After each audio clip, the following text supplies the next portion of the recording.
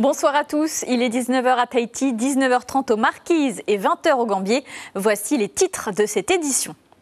La vigilance orange pour les fortes pluies qui durent sur les îles sous le vent. Heureusement, pas de dégâts matériels, mais les caprices du ciel entraînent des annulations en cascade. En cette période de fête, cela ne fait pas les affaires des commerçants qui guettent une éclaircie. Miss France 2025 est pour la première fois Miss Martinique. À 34 ans, elle était la doyenne de cette élection depuis que la limite d'âge a été supprimée l'année dernière. Miss Tahiti Temanava Domingo est arrivée jusqu'au top 15. Ses supporters et ses fans l'ont soutenue jusqu'au bout. Et pour jeter un œil sur l'évolution de ces élections de beauté, Mareta Tuhia'a Adams, Miss Tahiti 1963, est notre invitée ce soir. Elle nous parlera de ses souvenirs et nous dira si les couronnes et les écharpes sont toujours dans l'air du temps, selon elle. Réparer plutôt que jeter, c'est l'essence des ressourceries. Et en cette période de fête, celle de Mahina s'occupe particulièrement des jouets pour leur donner une deuxième chance avant la poubelle. 750 paquets seront ainsi offerts aux familles de la commune grâce à cette économie circulaire et solidaire.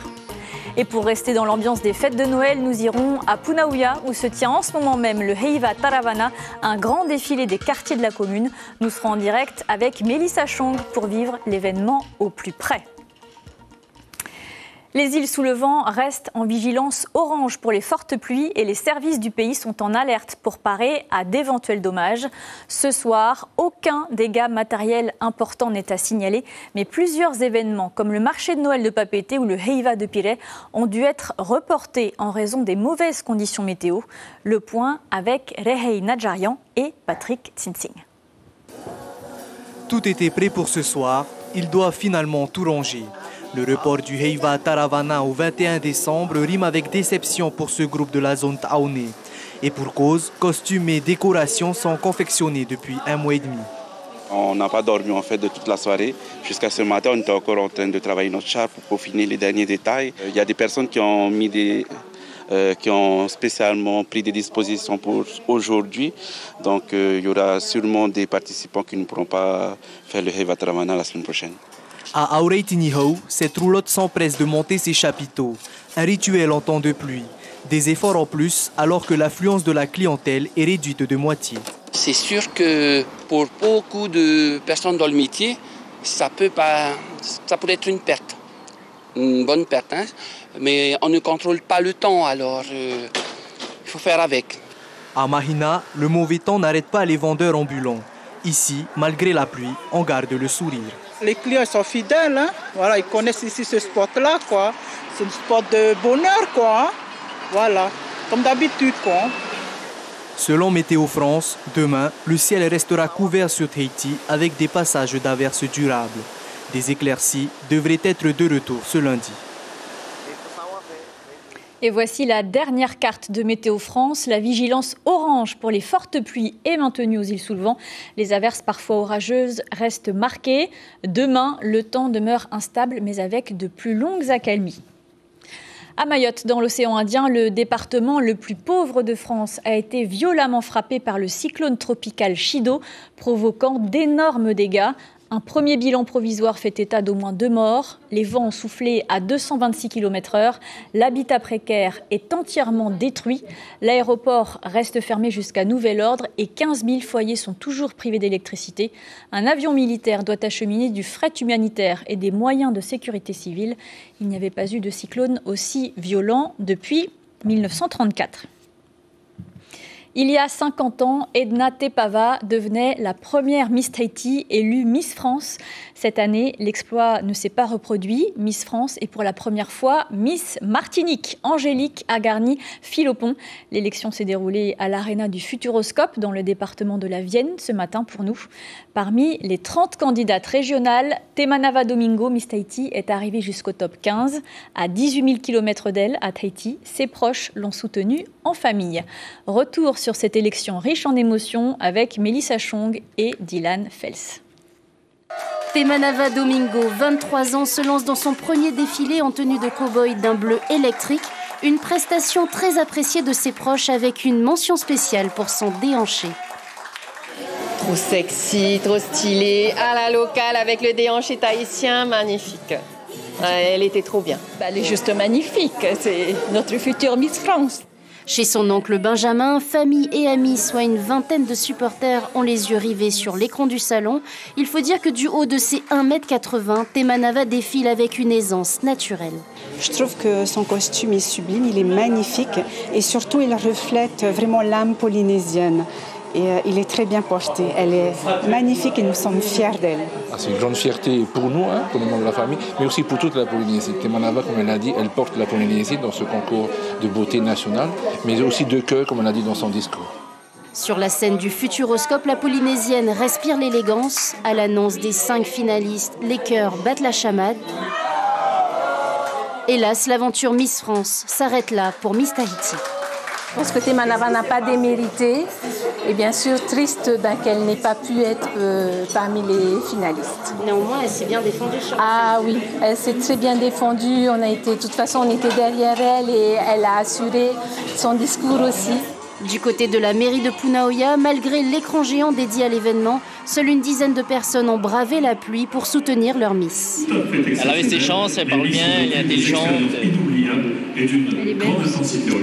Dommage. Je pense qu'on a de belles femmes à Tahiti et c'est dommage qu'elle n'a pas été dans le top 5 sélectionnée pour être Miss France. Après cette prestation haute en couleur, Temanava Domingo n'est finalement pas la 6e Miss France tahitienne. Et durant cette élection, le styliste originaire des Australes, Manuari Teauroa, a été récompensé, créateur du plus beau costume régional décerné à Miss Île-de-France. Installé à Paris depuis 6 ans, il s'est inspiré du célèbre Moulin Rouge. Mareta Tuiha Adams, bonsoir. Irana. Vous avez été la Miss Tahiti 1963. Quand vous voyez ces images de l'élection de Miss France, qu'est-ce que cela vous inspire ?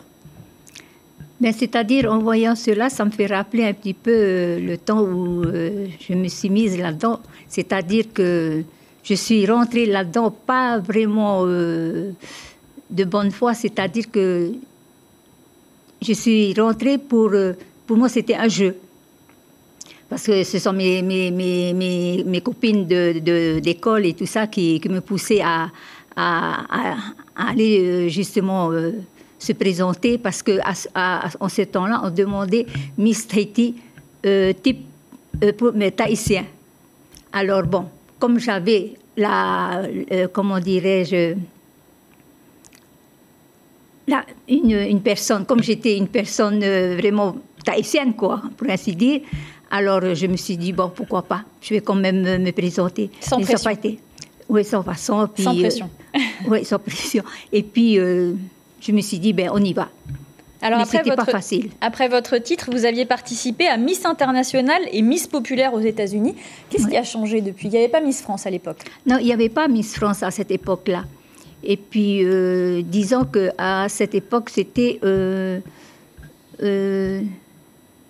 pas facile aussi pour moi, parce que venant d'un district, c'est-à-dire comme je suis née à Mahina, après je viens à Papeete, je découvre des choses. Et justement, en rentrant dans ce milieu-là, il faut être prête, déjà. Justement, quels souvenirs gardez-vous de cette aventure et de toutes ces découvertes ? Les souvenirs, j'ai quand même eu de bons souvenirs, c'est-à-dire que c'était mon premier voyage pour me déplacer en avion, justement, c'est mon premier voyage.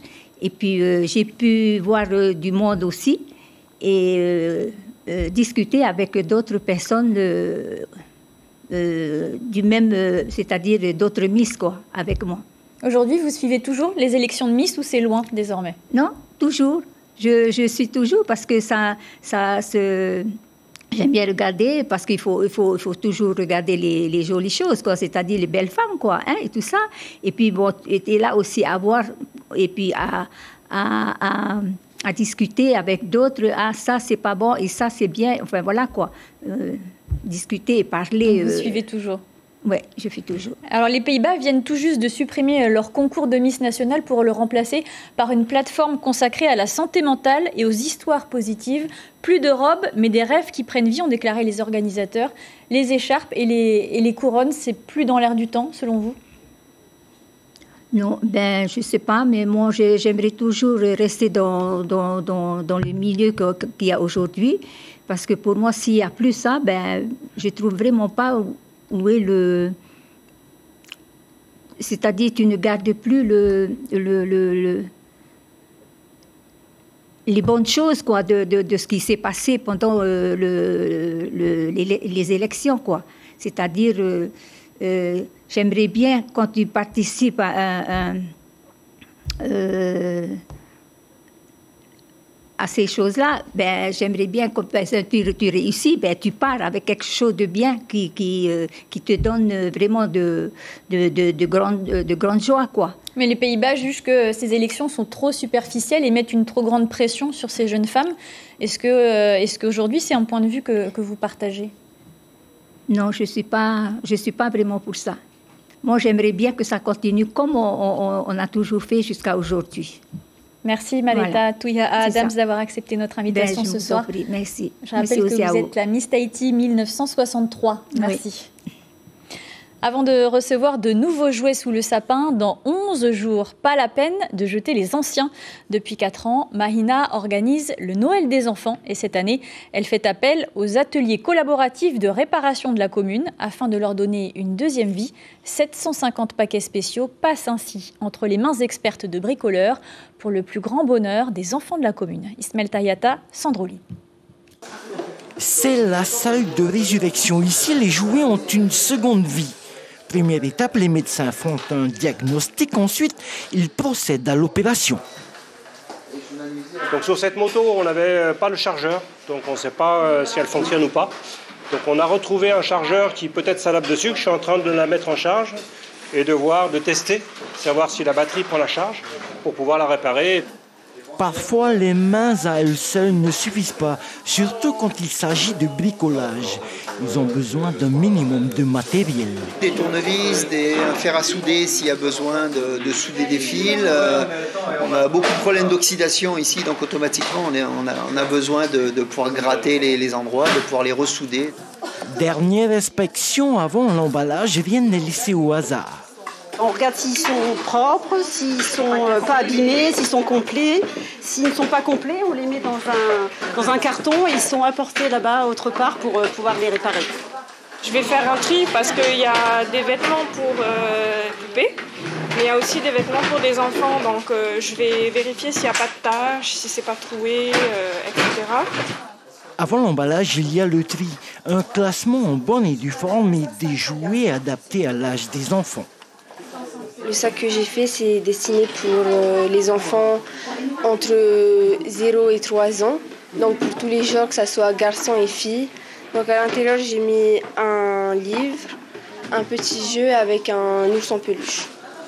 Des sacs de Noël, ça ne s'improvise pas. Une quinzaine de couturiers ont apporté leur aide. Il n'y a pas de taille standard.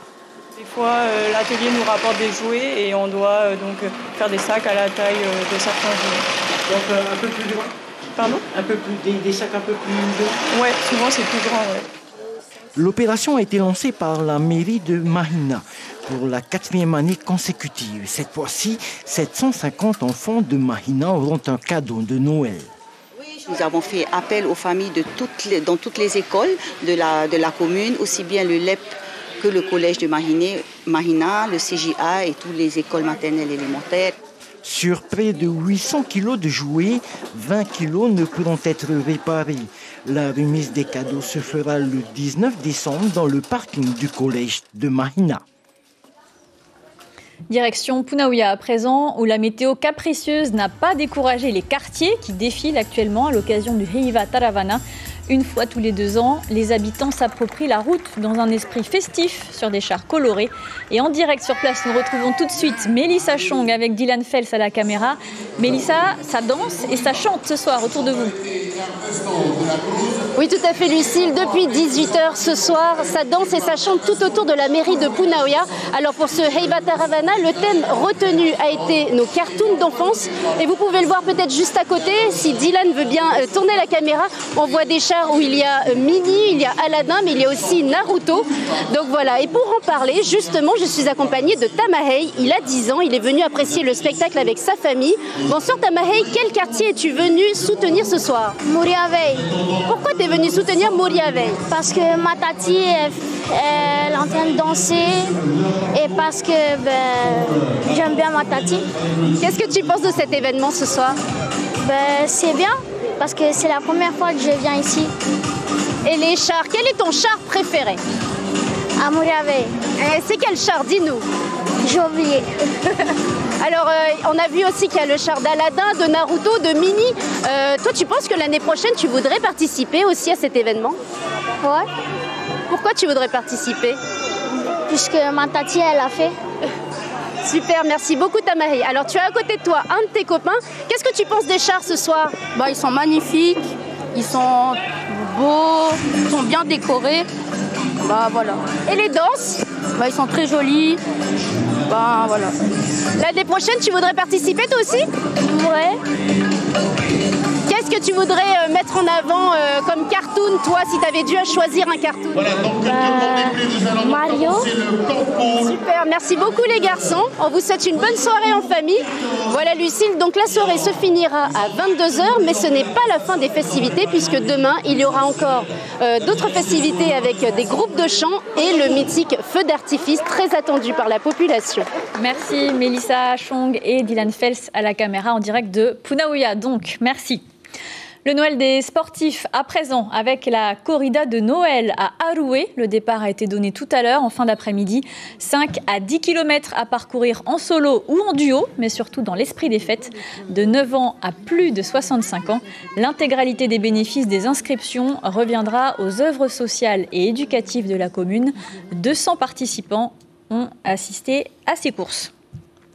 Il y avait aussi un petit air de fête pour les personnes âgées de Veitavatava de Papeete. L'association du quartier a organisé un petit déjeuner en leur honneur ce matin dans un restaurant de la côte ouest.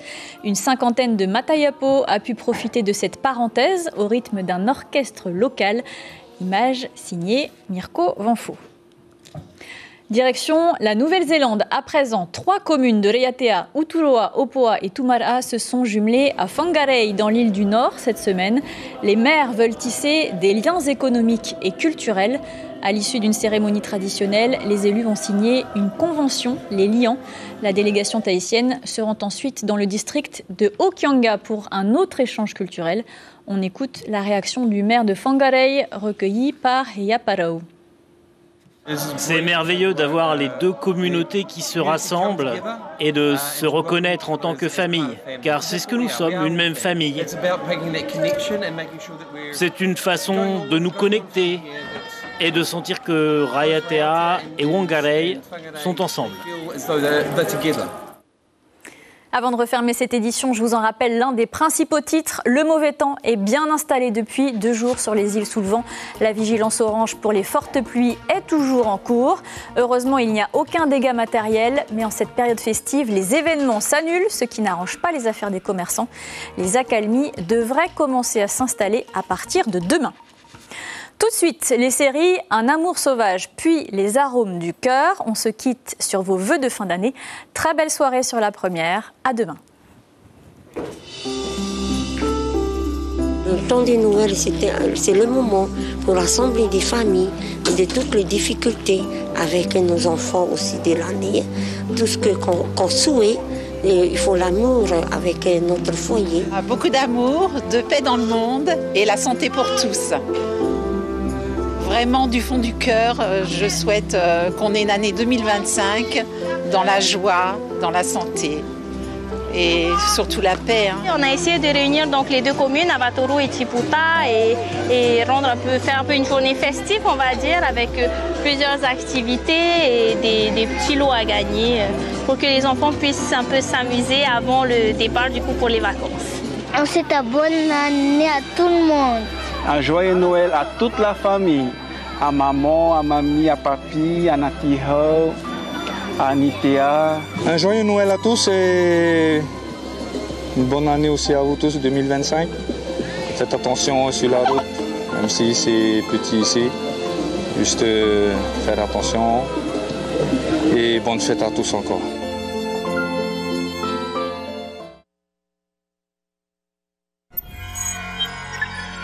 Retrouvez ce programme en replay sur notre site internet.